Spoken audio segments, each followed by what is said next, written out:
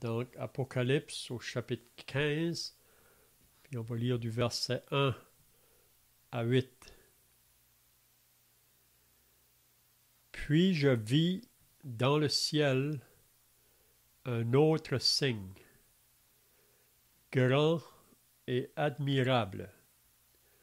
7 anges qui tenaient 7 fléaux, les derniers, car par eux s'accomplit la colère de Dieu. Et je vis comme une mer de verre mêlée de feu, et ceux qui avaient vaincu la bête et son image et le nombre de son nom, debout sur la mer de verre, ayant des harpes de Dieu.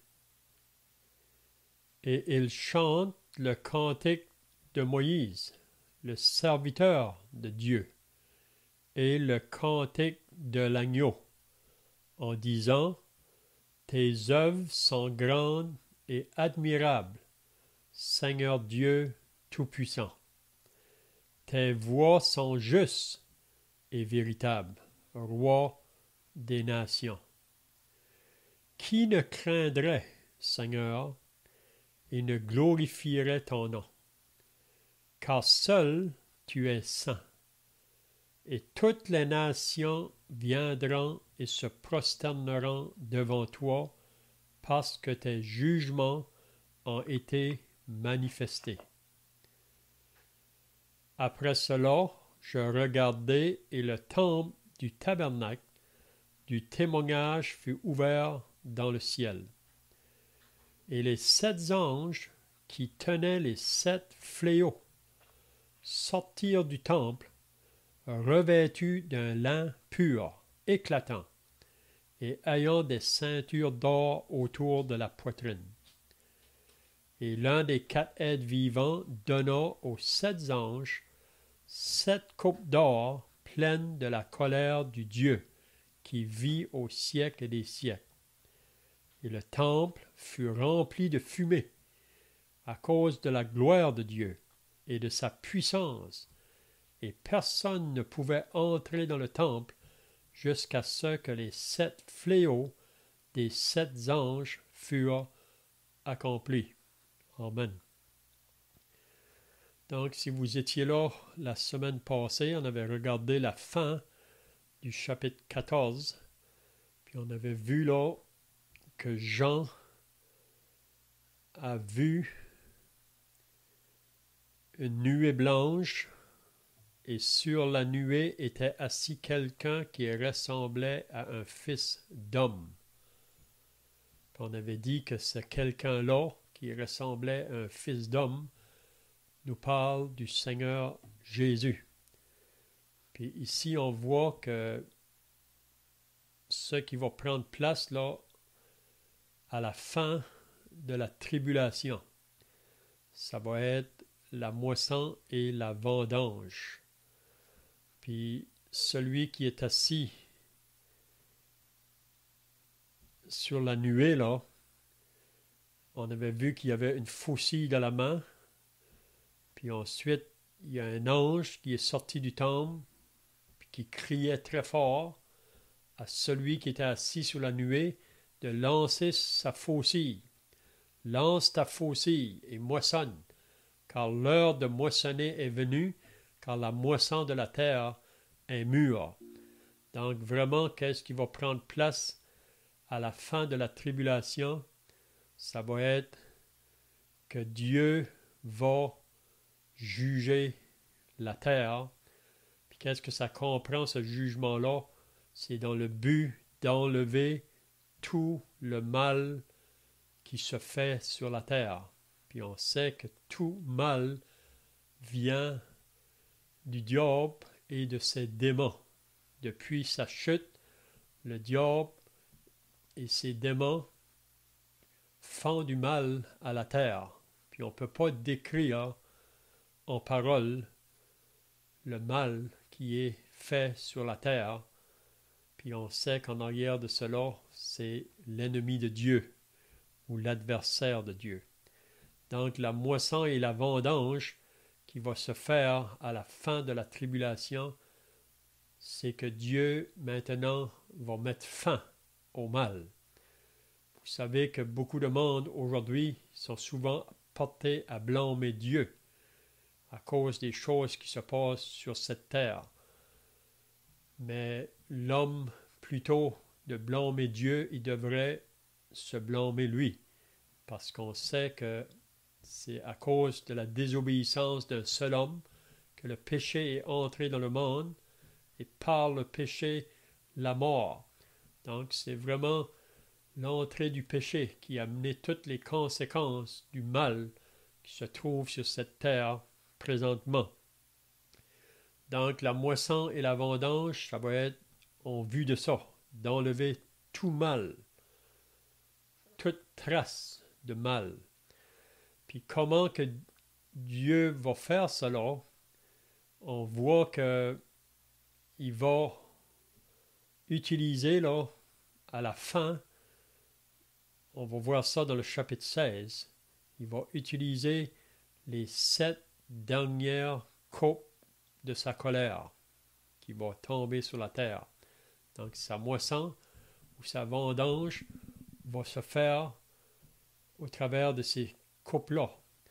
Puis on sait aussi que,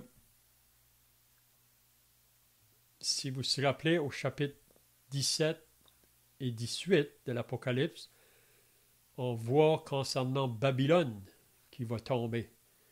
Donc s'il y a quelque chose qui est très, comment je dirais, gouverné par le diable, c'est ce système-là, le système de Babylone, la fausse église. Puis on sait que ce système-là est compris du côté politique et religieux. Puis on sait qu'à la tête de ce système-là, il y a les 2 bêtes qui sont représentées dans l'Apocalypse 13, là, comme l'Antichrist et le faux prophète. Donc si vous vous rappelez, dans le chapitre 14, on avait vu là le message du 2e ange, parce qu'on avait vu au chapitre 14, à partir du verset 6 à 13, Jean a vu les anges, 3 anges, qui vont donner le dernier message à la terre de la part de Dieu. Et le deuxième, son message, c'était que Babylone va tomber. Il pouvait dire, elle est tombée, Babylone la grande, qui a abreuvé toutes les nations du vent de la fureur de son impudicité. Donc, au travers la moisson et la vendange, pour enlever le mal de la terre, donc ça comprend tout mal, mais aussi concernant Babylone, qui va tomber. Puis si vous lisez le chapitre 17 et 18, vous allez voir.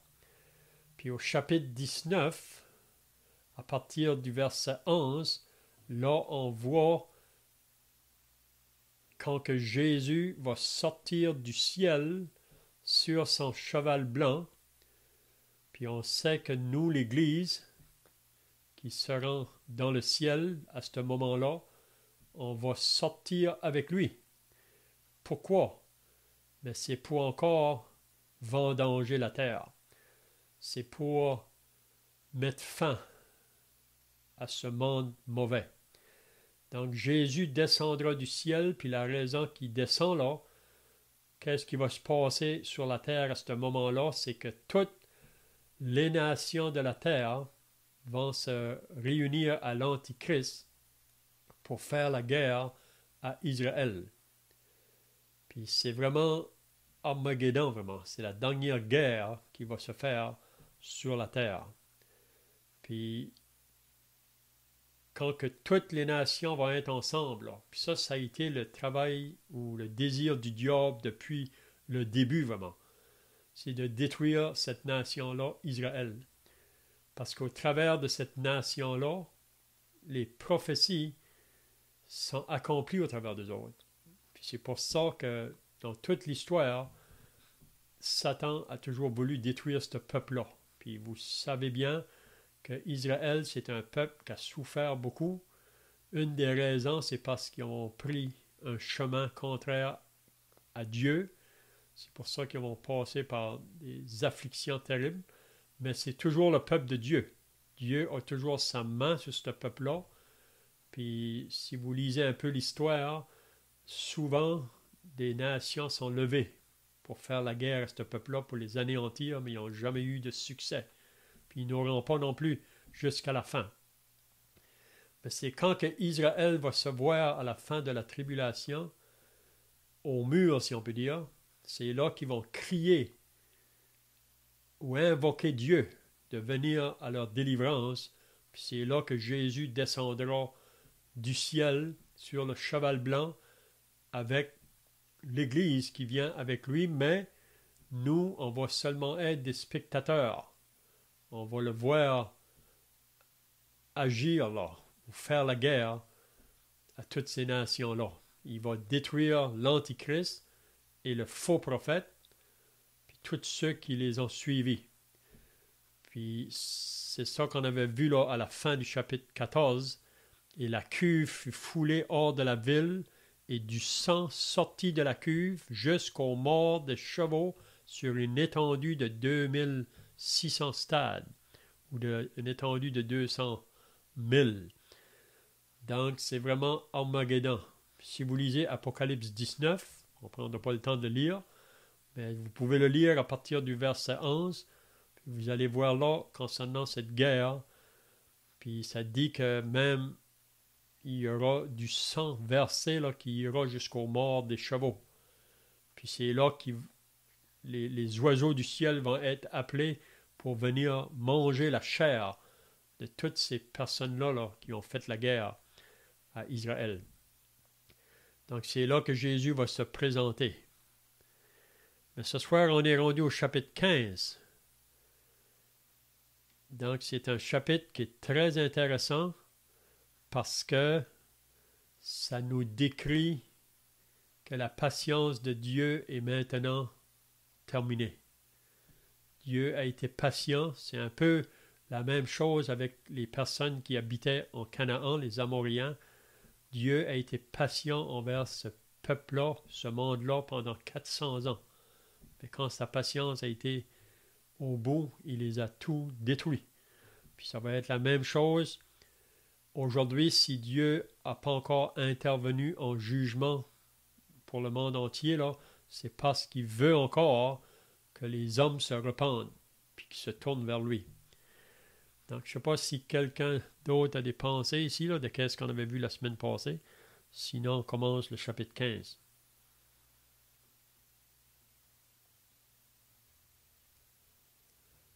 Donc, au chapitre 15 et le verset 1, on lit « Puis je vis ». Ça, c'est toujours Jean et qui voit ces choses-là. Là. C'est lui qui a reçu cette révélation-là de l'Apocalypse.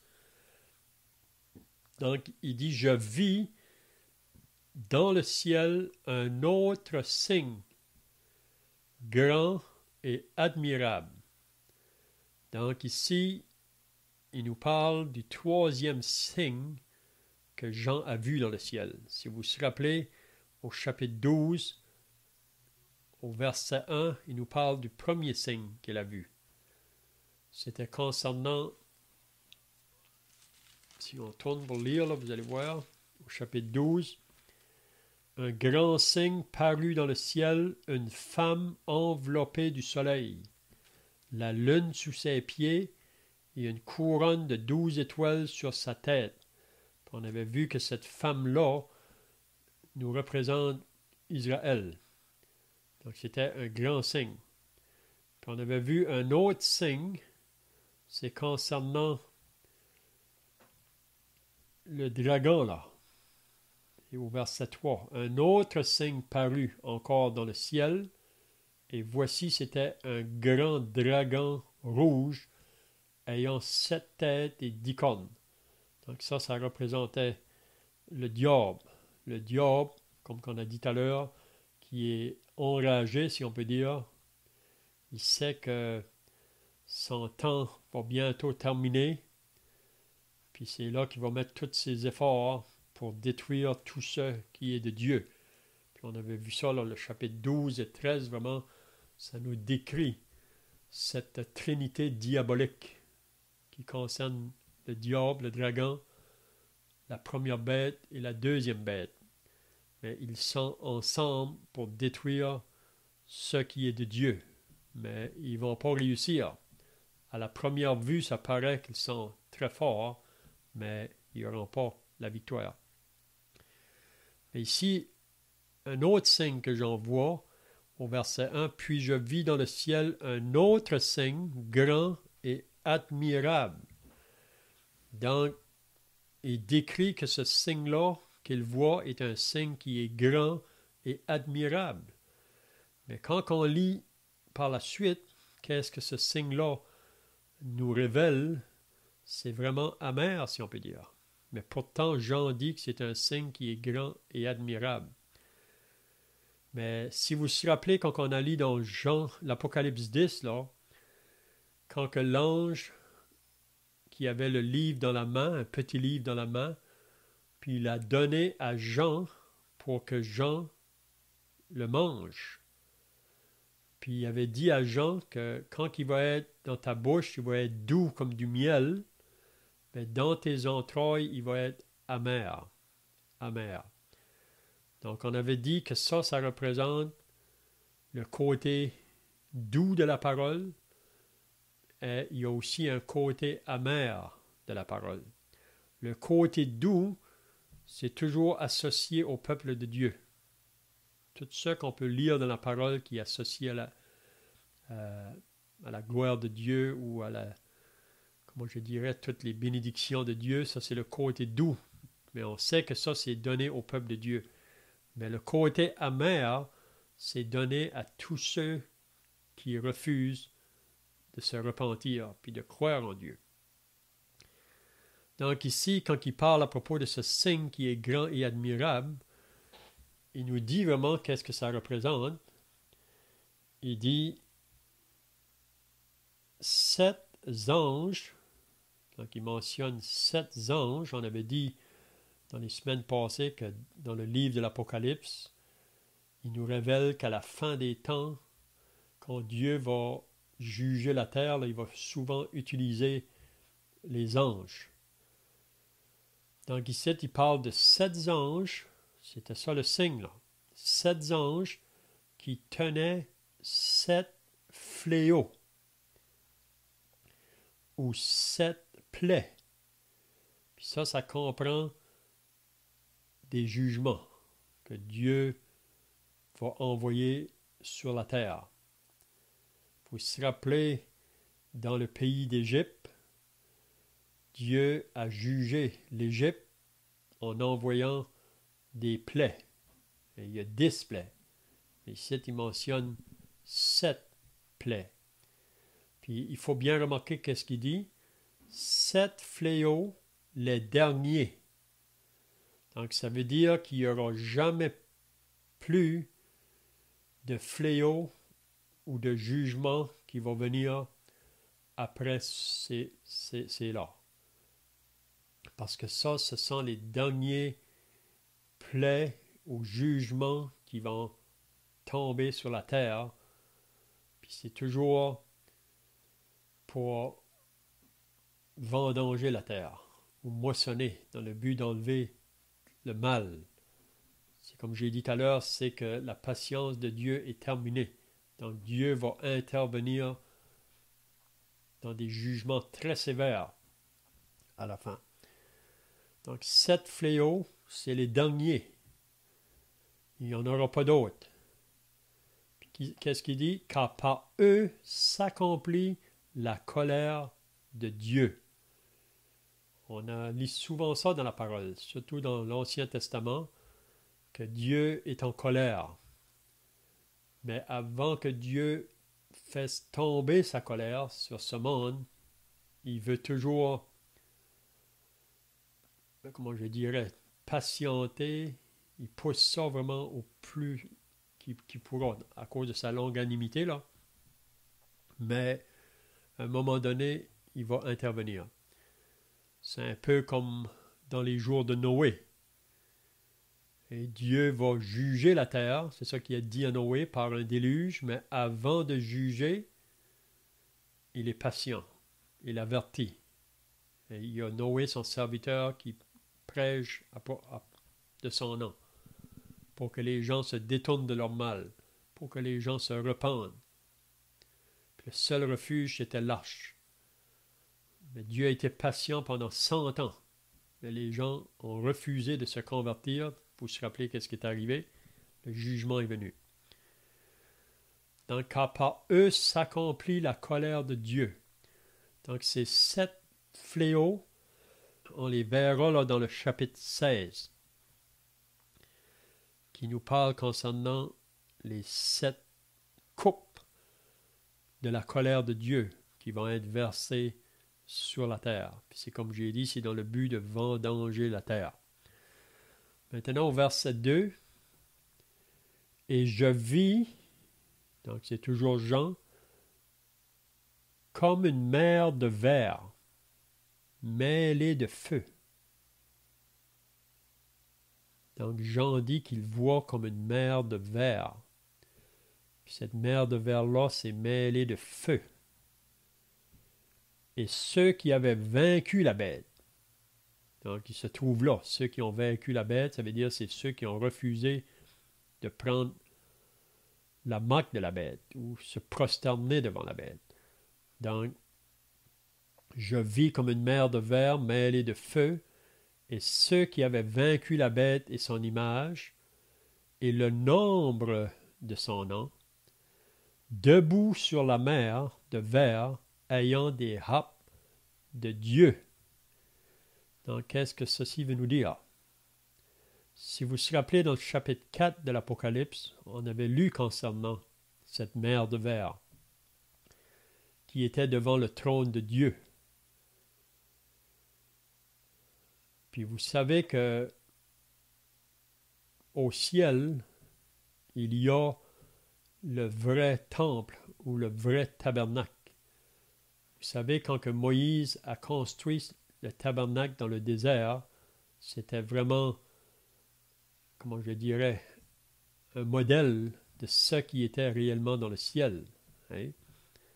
Puis vous vous rappelez que dans le tabernacle, il y a 2 places, là, ou 2 compartiments.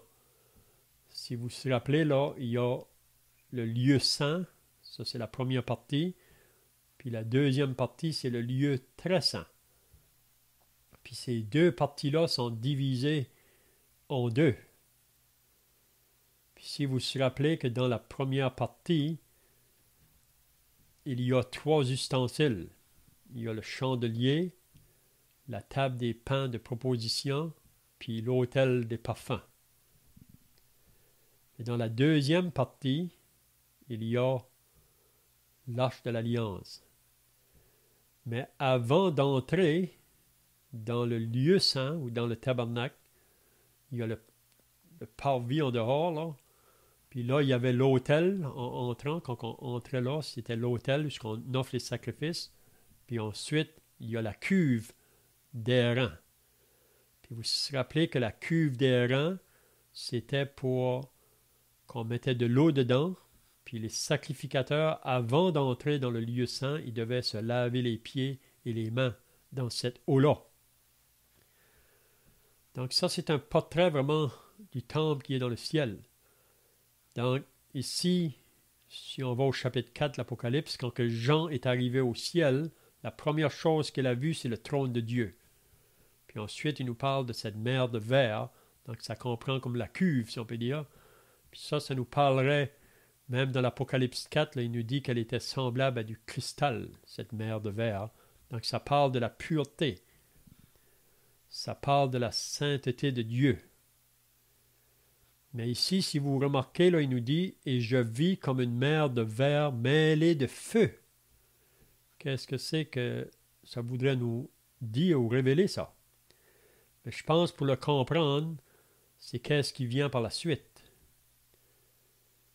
Donc, cette mer de verre mêlée de feu, et ceux qui avaient vaincu la bête et son image et le nombre de son nom, debout sur la mer de verre, ayant des harpes de Dieu. Donc, ceux qui avaient vaincu la bête. Donc, qui sont ceux qui avaient vaincu la bête? C'est ceux qui ont passé au travers de la tribulation, puis qui ont connu,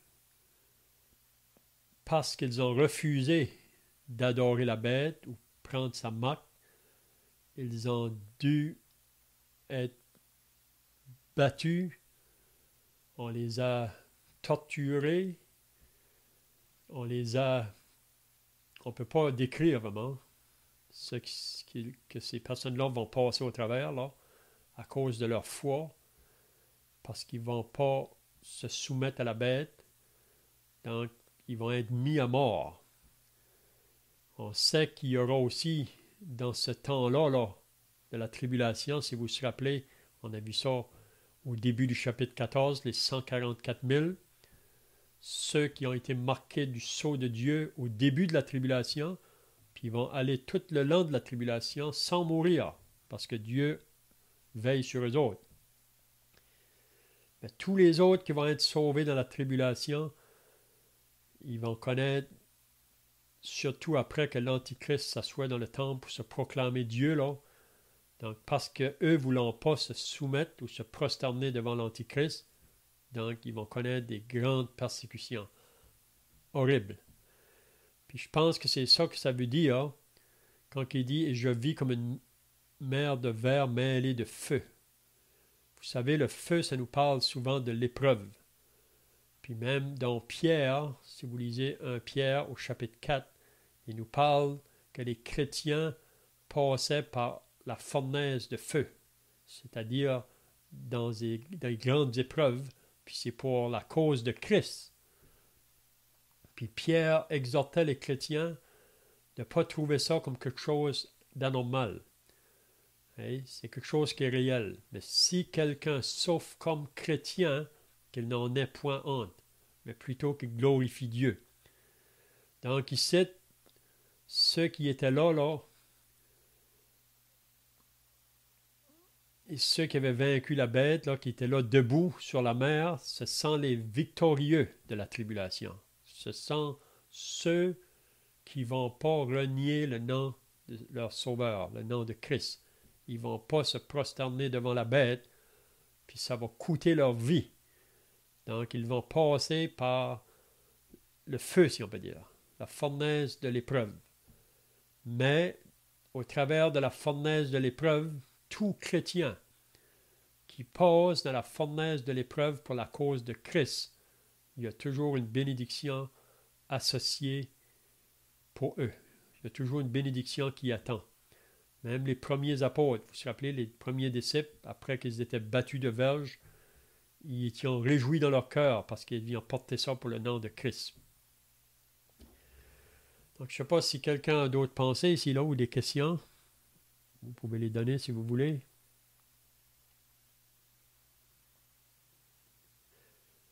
Donc, si vous vous rappelez dans Apocalypse 4, quand que Jean a été demandé d'aller au ciel, là, monter au ciel, puis il a vu premièrement le trône de Dieu, mais il avait vu aussi les 24 vieillards. Puis on avait dit que les 24 vieillards, ça représente les saints de cette dispensation, ou l'Église.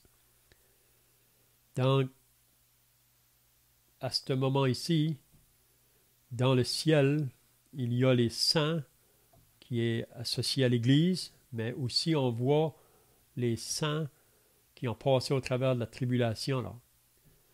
Donc on peut dire, ceux qui sont associés à l'Église, ils sont là avec leur nouveau corps. Ils ont été enlevés de la terre, là, puis ceux qui étaient morts ont ressuscité pour aller dans la présence de Dieu. L'Église est partie. Puis vous vous rappelez qu'ils ont eu des corps nouveaux.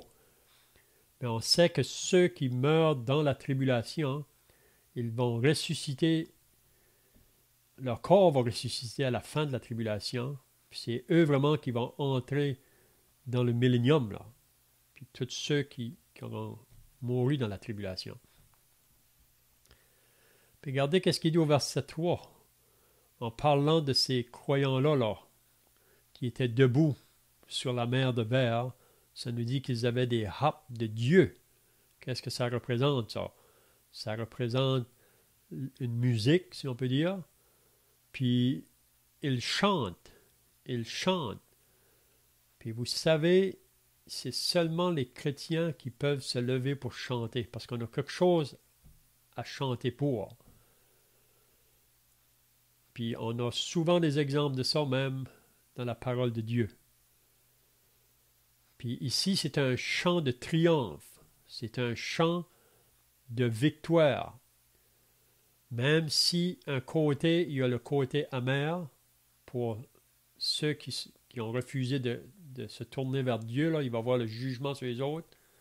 Mais les chrétiens, les croyants, eux, ils sont dans le côté de la joie. Ils vont se réjouir, ils vont chanter. Pourquoi? Parce que ils vont voir que ce Dieu-là est juste. Ils vont voir que Dieu va affliger ceux qui les ont affligés. Mais ça va être à cause de sa justice. C'est pas que Dieu prend plaisir de faire du mal. Il a laissé le temps, tout le temps possible, pour que l'homme se repente, mais l'homme a refusé. Donc, il devra juger. Mais ici, il chante. Ça dit, il chante le cantique de Moïse, le serviteur de Dieu, et le cantique de l'agneau. Donc, c'est comme si il chante deux cantiques. Mais si vous vous rappelez, après que le peuple d'Israël a traversé la mer Rouge, vous savez qu'ils étaient poursuivis par Pharaon. Puis ça, c'est un portrait du diable, Pharaon. Donc ici, on pourrait dire la même chose. Ces croyants ici qui sont debout là, sur la mer de Verre, ils ont été poursuivis par le diable pendant le temps de la tribulation, par l'Antichrist. Mais ici, ils sont maintenant à l'autre bord de la tribulation, comme les enfants d'Israël qui ont traversé la mer Rouge. Puis vous savez qu'est-ce qui est arrivé à Pharaon quand que lui est entré, il a été englouti. Mais il y a eu une joie pour le peuple d'Israël, l'autre bord de la mer. Vous vous rappelez qu'ils ont chanté un cantique de victoire, si on peut dire. Donc c'est un cantique de réjouissance. Puis si vous voulez aussi regarder dans Deutéronome 32, on voit là aussi un cantique de Moïse, un cantique que Moïse a écrit. C'est vraiment beau le cantique. Donc il chante le cantique de Moïse, le serviteur de Dieu, et le cantique de l'agneau. Ça, on pourrait peut-être trouver ça dans Apocalypse 5. Vous vous rappelez quand que l'agneau immolé a été présenté, là, celui qui va être capable de rouvrir le livre, qui était dans la main de celui qui était assis sur le trône. Puis là, il y a un cantique aussi qui a été chanté. Puis c'est toutes des louanges au Seigneur ou à l'agneau.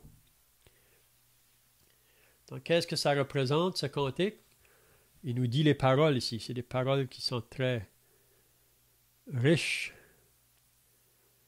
Il dit, « Tes œuvres sont grandes et admirables. » Donc, c'est ça qu'il y a dans les paroles de ce cantique. Puis c'est seulement le peuple de Dieu qui peut chanter ces paroles-là. Ceux qui ont refusé de croire en Dieu, ils ne chantent pas ce cantique-là. Ils l'ont rejeté vraiment pendant leur vie. Mais ici, les saints vont chanter. Tes œuvres sont grandes et admirables, Seigneur Dieu Tout-Puissant.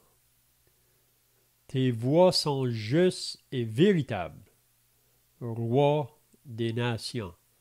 Donc, ils reconnaissent que Dieu, ses voies sont justes, ils sont vrais. Puis si Dieu va juger, il a toutes les raisons de le faire. On ne peut pas le reprocher à cause de ses jugements. Parce qu'il a manifesté sa patience jusqu'au bout. Mais là, il va intervenir. Tes voies sont justes et véritables, Roi des nations. Qui ne craindrait, Seigneur, et ne glorifierait ton nom? Donc, qui ne craindrait pas Dieu? Vous savez, on vit dans un monde qui n'a aucune crainte de Dieu. C'est la raison pourquoi le monde est dans la condition où il est présentement. Qui ne craindrait, Seigneur, et ne glorifierait ton nom, car seul tu es saint. Puis regardez qu'est-ce qu'il dit après. Et toutes les nations viendront et se prosterneront devant toi, parce que tes jugements ont été manifestés. Qu'est-ce que ça veut dire, toutes les nations? C'est tous ceux vraiment dans toutes les nations qui ont été sauvés, qui se sont convertis. Oui. Un jour, partout dans toutes les nations, il y a des gens qui vont adorer et louanger Dieu. Et toutes les nations viendront et te prosterneront devant toi parce que tes jugements ont été manifestés. Vous savez que Jésus avait dit qu'il attirerait tous les hommes de la terre. Donc on croit que dans le ciel, il y aura des personnes de toute nation, de tout peuple, de toute langue qui vont adorer, louanger, rendre gloire à Dieu. Qu'est-ce qu'on voit après? Après cela, je regardai et le temple du tabernacle du témoignage fut ouvert dans le ciel. Donc le temple est ouvert. Et qu'est-ce qu'il nous dit? Et les 7 anges, donc c'est ça qu'on a vu dans le premier verset, là, les 7 anges qui tenaient les 7 fléaux, donc ils sont préparés, ces 7 anges-là, pour envoyer les dernières plaies sur le monde de l'humanité, sur la terre. Et les 7 anges qui tenaient les 7 fléaux sortirent du temple, revêtus d'un lin pur, éclatant, et ayant des ceintures d'or autour de la poitrine. Donc ces 7 anges-là sont préparés pour venir juger ou verser les coupes qui se trouvent dans leurs mains. Là. Ça a appelé les 7 dernières coupes de la colère de Dieu.